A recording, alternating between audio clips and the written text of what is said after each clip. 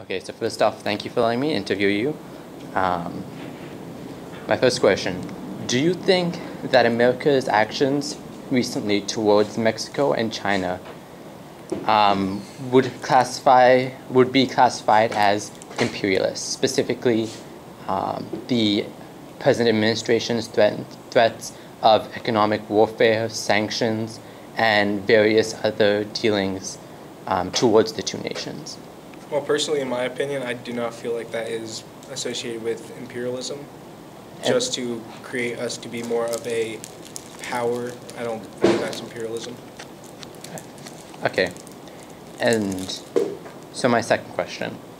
At present, there are approximately 4 million people in the United States who are legally American citizens but are not allowed to vote in U.S. elections because they live in territories such as Puerto Rico, Guam, the Mariana Islands, etc.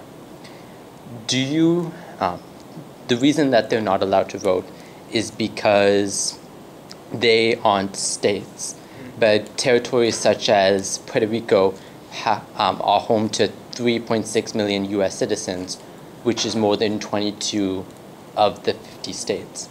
So my first question is, at present, well, do you believe that they should be allowed to vote in U.S. elections? As of now, I do not believe they are, since they are not core states of the United States.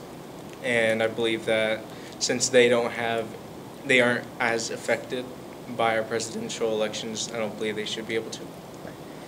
And so to that end, the primary reason, because they've sued the government to be allowed to vote before, and the reason that they were denied previously, and this was a ruling from 1911, was because they were classified as alien races which could not understand Anglo-Saxon principles. Basically, they weren't white. Yeah.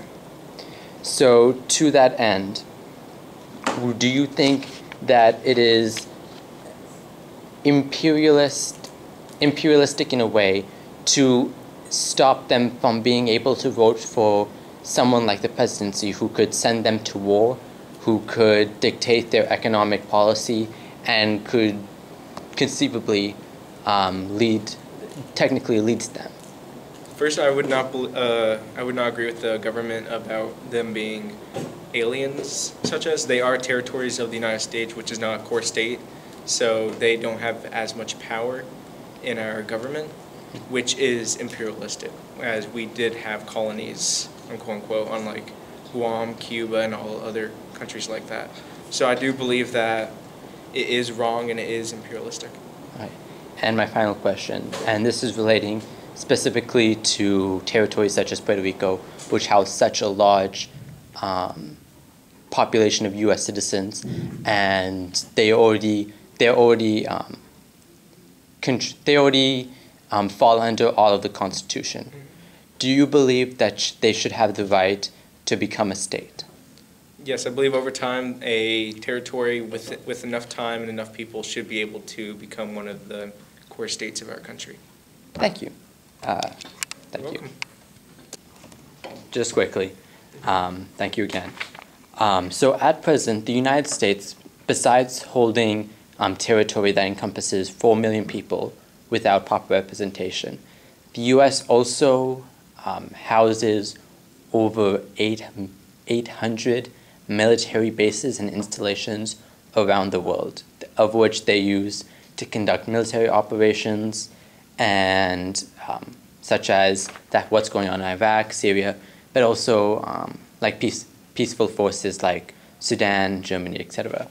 So to that end, would you consider the U.S. at its present state a empire? That's a hard question, but I would have to say we are a democracy, and I do not believe, no matter what type of democracy, we are not a quote-unquote empire. We're not a monarchy, as we do have something similar to Parliament, which is Congress. And since we do have all the military forces around, that is more considered for NATO and UN, so I wouldn't say they are just American bases.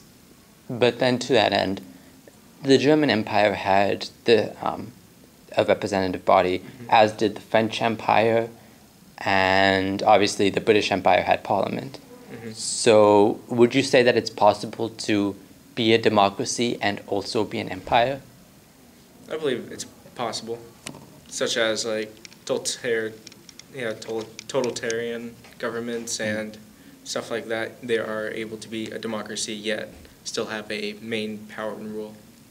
Thank you. You're welcome.